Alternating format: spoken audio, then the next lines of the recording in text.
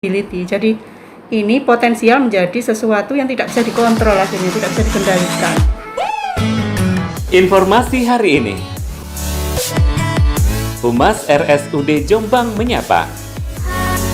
Wabah COVID-19 memiliki dampak terhadap kesehatan, baik kesehatan fisik maupun mental.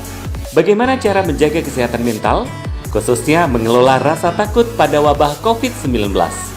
Serta bagaimana pola pikir yang baik untuk mencegah stigma yang dapat muncul akibat wabah ini, akan dibahas tuntas kali ini. Bersama ahli kedokteran jiwa RSUD Jombang, Dr. Antina Nevi Hidayati, SPKJ. Assalamualaikum warahmatullahi wabarakatuh. Selamat pagi. Berjumpa lagi di acara Humas RSUD Jombang Menyapa bersama dengan saya, Gianita Prayoga, yang akan menemani waktu Anda beberapa menit ke depan. Baik, tema kali ini masih tetap perihal wabah COVID-19. Seperti yang kita tahu bahwa wabah COVID-19 ini bukan masalah yang tabu lagi ya, istilahnya masalah yang serius yang sedang kita hadapi saat ini.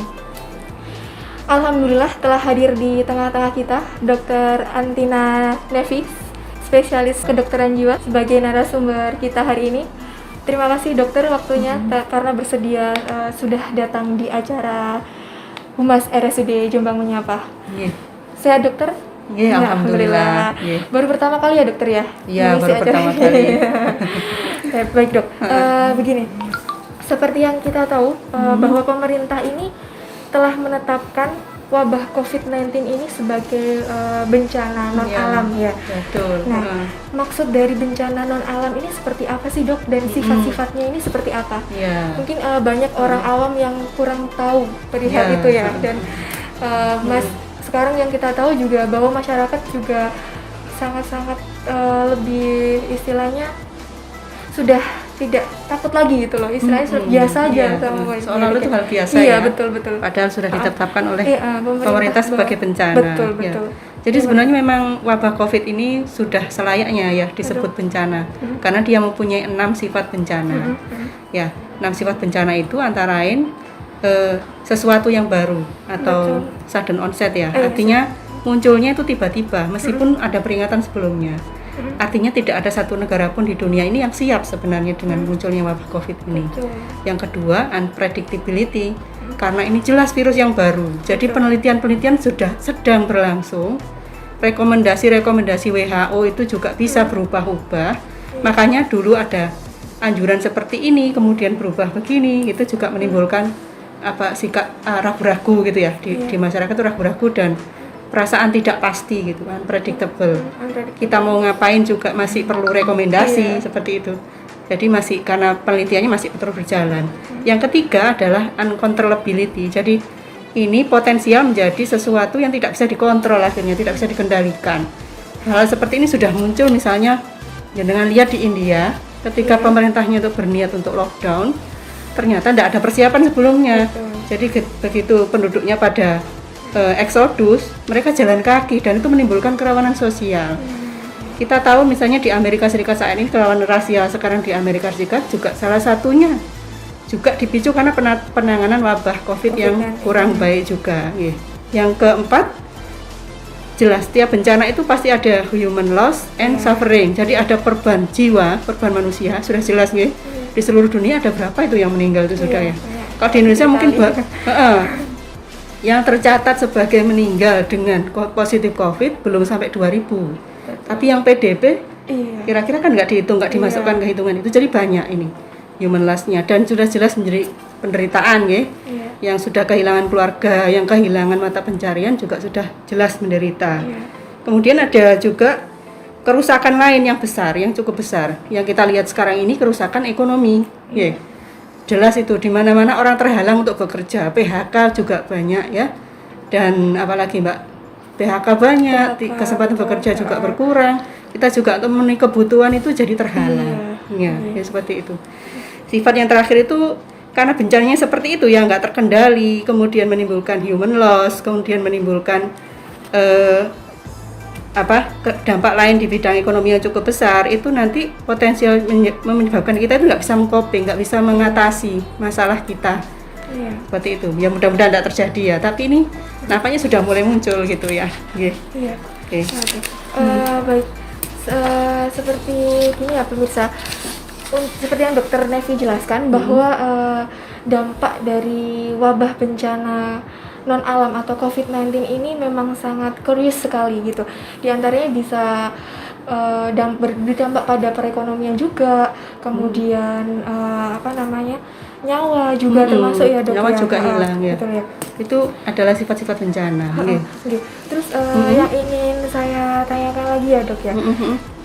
Ini bagaimana sih Dok cara mengatasi atau meminimalkan stigma-stigma negatif di kalangan masyarakat gitu ya. Itu kan karena juga berpengaruh juga kan ya Dok. Iya, betul. Jadi memang penyakit-penyakit yang berat seperti itu banyak menimbulkan stigma ya. Jadi nggak cuman COVID saja gitu ya. Kita itu sudah merasakan masyarakat itu menstigma pasien-pasien HIV/AIDS ya. TBC seperti TBC itu juga karena dianggap menular, memang menular ya. Dan kemudian kalau HIV/AIDS itu dikaitkan dengan pola hidup yang tidak sesuai dengan norma masyarakat yang berlaku gitu. Kemudian juga ada penyakit-penyakit yang sebenarnya tidak ada kaitannya dengan norma tapi juga distigma. Contohnya seperti misalnya epilepsi. Ya, banyak itu yang distigma epilepsi. Jadi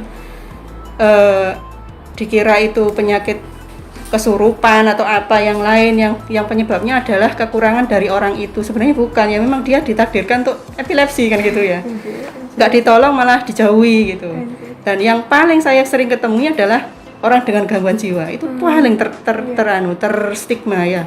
Dianggap stigma itu seperti ini Mbak. Jadi label negatif yang disematkan secara tidak betul pada seseorang. Kalau orang dengan gangguan jiwa, stigmanya adalah dia selalu akan melakukan kekerasan. Padahal kan enggak. Gangguan jiwa kalau diobati ya baik. Orangnya bisa bekerja dengan baik. Kalau dia memang bakatnya berprestasi ya bisa berprestasi gitu. Tapi karena dia ada gangguan jiwa, dia terhalang. Karena dianggap tidak bisa ngapa-ngapain. Nah itu namanya stigma. Orang epilepsi juga begitu. Epilepsi dianggap sebagai penyakit yang bisa menular karena liurnya katanya begitu ya. Padahal kan tidak seperti itu gitu ya. Jadi hal stigma seperti itu jadi menghalangi orang untuk justru mendapatkan pertolongan yang sesuai. Kalau pada UDGJ misalnya ya, karena gara-gara di stigma itu dia jadi disembunyikan oleh keluarganya di rumah. Nggak dapat pertolongan, akhirnya nggak sembuh-sembuh. Begitu sudah akhirnya diketahui oleh misalnya petugas puskesmas, dia diketahui sudah lama dikurung misalnya, diobati, nggak bisa boleh seharusnya karena sudah terlalu lama disimpan di rumah gitu. COVID ini juga gitu, jadi stigma pada COVID itu menyebabkan orang jadi terhalang untuk tes, nggak berani tes gitu ya, nggak berani tes karena takut nanti kalau positif dia dijauhi tetangga dijauhi tetangga. Kemudian nanti kalau dia meninggal jenazahnya nggak bisa. Memang prosedurnya kan prosedur pemakaman jenazah COVID kan khusus. Akhirnya kalau dia positif dia takut nggak bisa disolatkan sama keluarganya. Padahal masih bisa sholat gaib ya. Masih bisa ditahlilkan juga masih bisa asalkan orangnya nggak ngumpul di rumah banyak gitu ya. Kemudian dia jadi nggak jujur kalau ke rumah sakit orang-orang ini dengan resiko COVID. Jadi tidak jujur menyatakan misalnya riwayat sakitnya dia, riwayat dia dari mana, riwayat penularannya jadi nggak disebutkan gara-gara takut diperlakukan lain, takut diisolasi seperti itu ya. Takut dikucilkan seperti itu ya Dok ya. Orang juga jadi nggak patuh prosedur juga ya. Dulu awal-awal tuh WHO anjurannya adalah menggunakan masker untuk orang yang sakit. Jadi kalau orang sakit itu adalah orang yang pakai masker, artinya orang yang pakai masker ada kemungkinan dia sakit kan gitu ya. Akhirnya pada nggak pakai masker karena takut kalau dinilai sakit. Untungnya sekarang ini kebijakan itu diubah ya. Jadi masker itu untuk semua, baik yang sakit maupun tidak sakit, seperti itu ya. Jadi kebijakan yang berlaku untuk semua orang itu juga bisa mengurangi stigma. Gitu ya. Akibat stigma juga banyak kasus tersembunyi. Kalau sudah banyak kasus tersembunyi karena tidak mau periksa, akhirnya gimana Mbak? Nyebar ke yang lain, jadi kasusnya tambah banyak gitu ya. Terus begini Dok ya. Karena dokter kan spesialis kedokteran jiwa. Apa pengaruhnya sih Dok dampak dari wabah COVID-19 ini di kejiwaan seseorang. Iya, jelas ya, karena ini adalah bencana dengan sifatnya yang 6 tadi itu, terutama uncontrollability dan apa tadi, unpredictability, itu menyebabkan orang cemas dan takut. Ya, nah wujud rasa takutnya itu macam-macam Mbak. Ada yang takut yang derajat yang positif, misalnya jadi keluar rumah jadi jarang. Jadi itu kan secara otomatis dia sudah physical distancing-kan dirinya gitu ya. Terus dia kalau kemana-mana pakai masker, itu positif. Lebih sering cuci tangan, lebih rajin cuci tangan. Kemudian mencari informasi-informasi yang positif, bukan informasi positif, informasi yang valid terkait COVID. Itu adalah juga bentuk rasa takut tapi yang positif. Kalau sudah sampai rasa takut yang lain seperti ini, menimbun. Awal-awal dulu orang belanja ke departemen store atau ke pasar itu nimbun Mbak, karena takut nanti bencana ini bisa berdampak gini-gini, akhirnya nanti saya nggak bisa belanja, nimbun aja dulu gitu ya. Ada juga yang nimbun hand sanitizer, nimbun masker, nimbun APD ya, karena takut ya. Saya garis bawahi karena takut ya, karena ada juga yang nimbun, dan nimbun itu bukan untuk takut tapi untuk mengambil keuntungan juga ada ya. Kemudian untuk lain lagi dia update status terus-menerus. Nah, itu juga termasuk bentuk dari rasa takutnya, ya, rasa cemasnya. Kemudian kalau pasien-pasien kita jadi takut untuk berobat ke rumah sakit, padahal dia pasien kronis, itu salah satu dampaknya ya. Jadi bisa saya simpulkan ya pemirsa bahwa menurut Dr. Antina Nevi, untuk mengatasi atau meminimalkan rasa takut terhadap stigma-stigma negatif itu kita harus lebih aware lagi, lebih bisa bijak lagi untuk memilah-memilah ya Dok ya istilahnya, terkait ya informasi berita, juga terus berita-berita yang ada di media itu juga gitu ya Dok ya, karena itu juga mempengaruhi kita juga sebenarnya kan. Terus gini Dok, kalau semisal ini kan kita muncul rasa takut nih ya, rasa takut COVID ini kayak gini-gini gitu kan. Itu seperti apa sih Dok, kayak perilaku yang mengekspresikan bahwa oh dia ini kayak parno sendiri gitu loh karena gara-gara COVID gitu. Tadi itu yang ekspresi positif dari takut seperti itu ya. Yang ekspresi negatif tuh tadi yang terus-menerus memantau media sosial misalnya. Kemudian jadi lebih sering marah gitu ya. Tapi ada juga misalnya rasa takut tuh yang tersembunyi. Misalnya kalau ada orang ngomong tentang COVID gitu, wes ojo ngomong COVID maneh. Nah itu menolak ya, menyangkal pembicaraan tentang COVID. Padahal itu nyata toh. Itu juga salah satu ekspresi rasa takut yang tersembunyi ya. Itu juga Terus seperti yang dokter tahu kan, yang seperti kejadian di Banyumas, di Semarang yang menolak pasien COVID itu kan juga termasuk masyarakat sekitarnya kan juga istilahnya terpengaruh juga ya.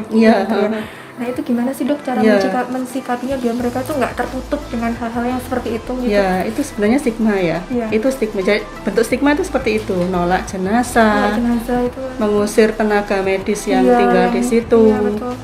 Kemudian apalagi Mbak, mengucilkan tetangga yang COVID, mengusir kejadian tuh mengusir tetangganya yang COVID itu. Jadi seperti itu stigma ya. Nah supaya nggak terjadi stigma ini kan muncul karena rasa takut Mbak. Stigma ini muncul karena rasa takut. Jadi yang terutama ya ngilangi rasa takut yang berlebihan. Antara lain itu dengan cara mendapatkan informasi yang valid hanya dari sumber yang terpercaya. Jadi kalau dapat misalnya postingan WA, tidak ada sumber, cuma sekedar kopas dari grup tetangga, nah itu diragukan, ya jangan dipercaya gitu ya, karena tidak ada sumber, gitu ya. Kalaupun ada sumber itu harus sumber yang terpercaya, misalnya dari lembaga pemerintahan yang jelas, dari organisasi profesi, ataupun kalau dari perorangan itu harus benar-benar ahli dan menguasai di bidang itu. Misalnya ahli epidemiologi itu bisa dipercaya, ahli mikrobiologi, virolog yang asli yang dokter yang nangani memang pasien langsung, itu bisa dipercaya. Kalau ada dua pendapat bertentangan, kita cari otoritas yang memang lebih terpercaya. Misalnya virolog sama virolog, satunya virolog memang sudah nangani virus COVID-nya sendiri, satunya cuma pernah kerja di bidang itu, ya kita percaya yang memang nangani langsung gitu. Jadi seperti itu. Kemudian kalau kita misalnya ada dokter yang menyatakan secara sendiri, pendapat sendiri ya, yang ini pendapat ini misalnya tidak sama dengan pendapat secara umum, kita cari yang resmi, yang lembaga resmi gitu ya. Jadi caranya seperti itu, Mbak. Kemudian selain dapat dari sumber yang valid dan resmi, yang kedua adalah kita juga perlu membatasi. Jadi kita memang perlu berita tentang COVID, tapi harus ada porsinya. Jadi nggak seluruh waktu itu untuk ngurusi COVID gitu loh ya. Kita ini punya banyak tugas lain dan punya banyak kesempatan lain ya. Jadi kalau jenengan misalnya selain berita tentang COVID ya juga carilah misalnya hiburan yang lain atau carilah tugas-tugas lain. Jenengan kan cara meningkatkan diri dalam performa untuk ini juga perlu ditingkatkan gitu ya. Kemudian lagi selain membatasi juga berimbang ya. Jadi berita tentang COVID itu sebenarnya dua macam. Ada yang membuat kita waspada, misalnya kasusnya tambah banyak, yang meninggal juga banyak ya. Di daerah kita sudah ada yang COVID gitu ya.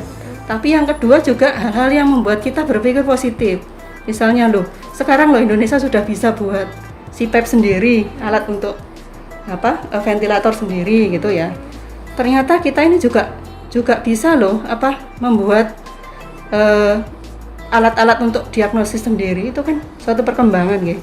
Ini lihat pasien COVID banyak yang sembuh gitu ya. Artinya dokter-dokter kita sudah mulai makin lama itu makin pinter, makin teradaptasi untuk mengatasi masalah COVID. Meskipun tetap virus ini berbahaya. Jadi kan ya kita nggak bisa mengharap akhirnya kena kemudian diobati oleh dokter yang hebat dan akhirnya sembuh. Gak enak itu, sakit tetap gak enak. Jadi kalau bisa ya jangan tertular gitu ya. Artinya jadi beritanya harus berimbang antara berita yang membuat kita waspada dengan berita yang membuat kita merasa optimis. Oh, bisa diatasi ini meskipun waktunya tidak sekarang, masih panjang gitu ya. Jadi seperti itu. Okay. Terus dari stigma-stigma negatif ini dampaknya apa sih, Dok, ke masyarakat gitu seperti itu? Ya, tadi ya sudah disebutkan sebenarnya ya. Rasa takut. Rasa takut. Ya. Jadi kalau sudah takut terstigma, takut kalau dibilang COVID, akhirnya mereka tidak berobat, tidak tes gitu ya. Iya. Terus seperti yang dokter tahu bahwa untuk mengelola rasa takut stigma negatif ini ada 3 fase yang saya tahu ya. Ada fase belajar, juga fase bertumbuh ya. Itu bisa dijelaskan nggak, dokter? Jadi kalau fase awalnya fase apa? Lali aku. Fase belajar. Fase belajar. Ya, fase belajar. Awalnya memang fase marah ya, Mbak ya. Iya. Jadi marah, yang tidak terima, kemudian protes, panik gitu ya. panik, insomnia dan sebagainya. Kemudian kalau dia sudah mulai oh iya, ini ternyata semua orang itu mengalami hal yang sama.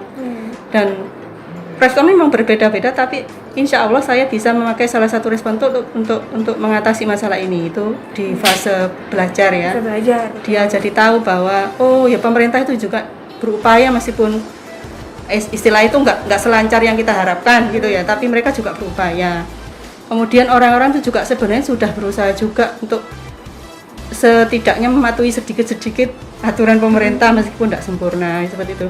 Ya berarti saya harus gimana ya supaya saya bisa artinya itu berperan itu. Nah kalau dia sudah terpikir untuk berperan, sudah masuk fase 3, fase bertumbuh. Jadi saya bisa apa ya? Saya tidak bisa nangani pasien COVID langsung. Yang bisa saya lakukan adalah misalnya ikut menyebarkan berita positif di medsos seperti itu. Atau ikut teman-teman yang misalnya merasa kecemasan boleh konsul ke saya. Kalau saya gitu kan saya nggak nangani langsung. Yang nangani langsung yang di garis depan ya. Saya kan garis samping gitu. Ya seperti itu. Ya. Kalau menurut dokter ya, sosialisasi terkait COVID itu penting nggak sih di masyarakat gitu, Dok? Penting ya, sebenarnya penting. Karena soalnya kan seperti yang saya tahu banyak sekali orang-orang awam yang mungkin mereka tidak tahu bagaimana sih COVID, cara penularannya, cara penyebarannya. Banyak yang mungkin salah kaprah kalau saya. Iya. Sebenarnya mungkin informasi tentang itu ada ya, cuma mungkin perlu diupdate terus. Misalnya tergantung situasi gitu. Jadi kalau informasi tentang kumannya sendiri saya kira sudah banyak ditularkan melalui apa, kemudian harus bagaimana itu sudah banyak. Mungkin yang sekarang perlu diterangkan lagi adalah misalnya penanganan yang disebut PDP itu yang kayak gimana, dan penanganan di rumah sakit seperti apa. Jadi pasien orang jadi tahu gitu loh, kalau PDP itu tidak begitu saja disebut PDP gitu. Ada step-step yang harus dilalui oleh para dokter di rumah sakit sehingga pasien itu disebut PDP dan harus ditata laksana sebagaimana PDP COVID. Jadi tidak semua orang masuk ke rumah sakit dianggap COVID, tidak seperti itu ya. Sementara ini yang berkembang isunya seperti itu ya. Itu yang harus diterangkan ke publik. PDP itu seperti ini. Jadi kalau Anda seperti ini, nanti Anda ditata laksana begini. Kalau tidak, maka ya Anda tidak perlu ditata laksana sebagai pasien COVID. Ya, seperti itu. Itu yang membuat orang ini kan curiga sama rumah sakit. Katanya rumah sakit mengcovidkan semua orang. Enggak, kita cuma punya ruang isolasi itu terbatas, jadi nggak semua orang akan didiagnosis sebagai COVID. Kalau bisa, nggak ada yang didiagnosis sebagai COVID, tapi terpaksa ada gitu kan. Karena kalau nanti misalnya pasien yang harusnya memang ada COVID-nya, kemudian kita terima karena dia sakit parah, sakit apapun ya, kemudian dia dicampur dengan pasien lain, misalnya ya kasihan yang lain gitu loh. Yang lain bisa memburuk. Kalau sudah dirawat di rumah sakit kan artinya sudah jelek toh. Entah itu pasien diabetes misalnya atau pasien karsinoma, pasien apa yang dirawat di rumah sakit berarti sudah buruk. Kalau dicampur dengan pasien yang ada kuman COVID-nya, bayangkan. Jadi harus disendirikan yang ada COVID-nya itu. Itu. Jadi makanya itu diterangkan juga barangkali selain kumannya sendiri, cara penularan juga mengapa kok ini disebut PDP gitu. Dan penata laksana PDP seperti apa. Jadi enggak semua orang itu akan di PDP-kan gitu loh, intinya gitu. Terus ini kan banyak juga yang gini dok, masyarakat misal sudah diisolasi, terus kemudian pulang dan sudah dinyatakan sembuh, kemudian stigma seperti soal tetangganya gitu kan, betul. Oh dia sudah pernah COVID ya. Itu stigma itu memang. Jadi itu gimana ya caranya biar mereka itu biar lebih open minded gitu loh, biar udah kita tetap aja bergaul gitu istilahnya kan. Kebanyakan kan mereka seperti meminimalkan gitu. Obat utama dari stigma itu ya memang reedukasi, jadi dididik ulang. Yang perlu kita pahami bahwa COVID itu tidak milih pasien. Jadi tidak milih pasien ya. Siapapun bisa kena. COVID itu tidak mendiskriminasi istilahnya. Jadi kita nggak boleh diskriminasi pasien karena kumannya sendiri nggak mendiskriminasi. Dia mau pilih siapa saja bisa gitu ya. Kalau kita kan biasanya merasa HIV misalnya ya, saya nggak mungkin kena HIV karena saya hidupnya bersih dan sehat gitu ya, sesuai dengan norma masyarakat. Kata siapa? Nanti kalau suatu saat dengan kecelakaan, kemudian yang nolong itu ada HIV-nya ya bisa kena gitu kan ya. Jadi COVID pun seperti itu. Jadi dia tidak memilih orang untuk ditulari. Semua bisa kena. Itu ya. Yang perlu dipahami seperti itu. Jadi kalau tetangga Anda kena, jenengan ini juga ada kemungkinan besar kena. Jadi nggak perlu tetangganya itu nggak perlu di stigma, istilahnya jangan pada waktu dia masih sakit memang ada perlu prosedur khusus, tapi setelah itu ya sudah gitu, dia bisa pulih sama seperti orang yang lain gitu ya. Terus begini dok, kalau semisal pasien gitu ya konsultasi ke dokter gitu kan, saya takut dok karena COVID ini gitu kan, gimana ya saya ini biar enggak istilahnya biar saya itu tetap mengacu pada protap juga dan kadang rasa takut itu munculnya itu bisa bikin kita juga kayak paru-paru juga dan tiba-tiba kayak kita diem terus nanti kalau aku gini gimana, terus kita spekulasinya jadi yang enggak gitu. Berarti itu kayak apa ya, perasaan terobsesi atau terpancang terus-menerus ke COVID gitu ya. Bagaimana cara meminimalisir pemikiran yang seperti itu? Itu bisa dilakukan dengan teknik grounding sebenarnya Mbak, namanya teknik grounding ya. Jadi kita mengaktifkan panca indera kita untuk merasakan yang ada di sekitar sini, yang ada di depan kita, dengan dirasakan sepenuhnya gitu ya. Kalau kita lihat bunga gini ya kan, sedang ada terpikir tentang COVID, kita langsung fungsikan indera penglihatan. Di depan saya ada bunga hijau, ada bintik-bintiknya kayak gitu, sambil diingat-ingat. Setelah itu diulang lagi, tadi yang saya lihat apa ya. Dengan seperti itu pikiran kita akan terdetas itu terlepas dari COVID sementara ya. Cara lain adalah dengan berjalan-jalan misalnya, dengan merasakan tapi dengan mengaktifkan panca indera secara penuh. Jadi yang dihadapi sekarang, yang dirasakan sekarang, yang dilihat sekarang itu benar-benar dirasakan, itu seperti itu. Dengan itu nanti pikiran yang kemana-mana tadi bisa agak berkurang. Iya.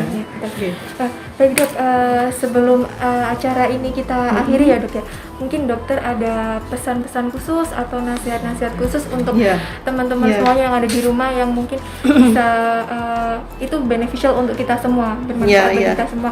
Bagaimana sih cara mengelola rasa takut atau stigma-stigma negatif yang ada terkait wabah COVID ini dok? Gini, kita itu harus sering ini ya, melakukan relaksasi dan self care ya. Jadi self-care, jadi love gitu. Jadi merawat diri sendiri. Nah, merawat diri itu paling sederhana itu dengan melakukan kebersihan diri ya, mandi, memakai pakaian yang bersih, itu termasuk merawat diri. Luluran buat yang perempuan ya, pijat, gitu message ya, itu merawat diri. Kemudian nonton film yang disuka, itu self care. Itu kalau kita mampu, monggo dilakukan ya. Kalau seandainya kita lihat orang banyak yang nggak mampu, cobalah peduli ya, lebih peduli ya. Dengan kepedulian itu, kita jadi meningkatkan rasa kesetia kawanan sosial istilahnya. Dan itu nanti juga membuat kita lebih gampang untuk mengedukasi orang akhirnya ya. Tapi dari semua itu yang paling penting adalah memahami bahwa ini masalah kita bersama gitu loh. Dan butuh kerjasama semua orang untuk mengatasi ini ya. Ambillah peran itu ya, sesedikit mungkin apapun yang Anda bisa, supaya Anda bisa dalam mengatasi wabah ini gitu ya. Sekecil apapun, cuman nyebar prosedur untuk cuci tangan misalnya, atau sekedar untuk menanyakan kabar orang yang sakit lewat WA gitu, itu adalah sesuatu yang penting sebenarnya ya. Kalau kalau boleh disingkat mungkin saya nyingkatnya jadi ini, jadi kita itu berupaya supaya semua orang itu terdukung dan terlindung ya. Terhubung akses informasi yang valid, terhubung dengan orang-orang yang dia butuhkan gitu ya.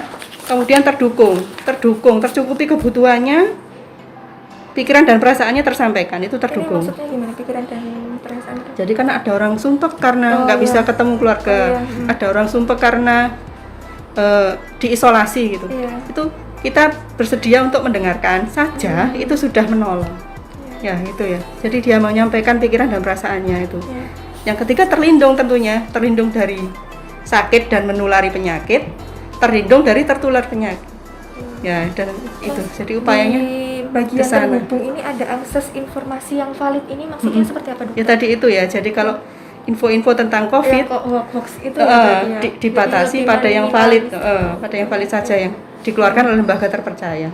Baik, terima kasih dokter sebelumnya penjelasannya. Baik pemirsa, seperti yang dokter Antina Nevi jelaskan tadi, bahwa untuk mengatasi stigma atau mencegah stigma-stigma negatif yang ada sekarang ini terkait wabah COVID-19 ini, pertama kita harus lebih self-care, mencintai diri kita sendiri. Kita harus lebih tahu apa yang kita inginkan, betul ya dok ya?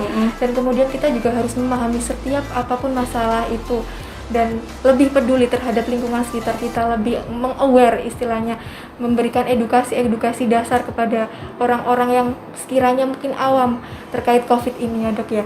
Baik, alhamdulillah dokter ya, terima kasih sebelumnya sudah mengisi acara di Humas RSUD Jombang Menyapa. Semoga apa yang dokter sampaikan, apa yang dokter paparkan bisa bermanfaat bagi kita semua. Dan jangan bosan-bosan untuk mengisi acara ini dengan topik yang mungkin berbeda lagi ke depannya dokter ya. Insya Allah, ya insya Allah. Terima kasih dokter. Baik pemirsa, cukup sampai di sini di acara Humas RSUD Jombang Menyapa bersama saya Gianita Prayoga, dan jangan lupa untuk subscribe di channel YouTube-nya di RSUD Jombang ya. Terima kasih sebelumnya. Assalamualaikum warahmatullahi wabarakatuh. Waalaikumsalam warahmatullahi wabarakatuh.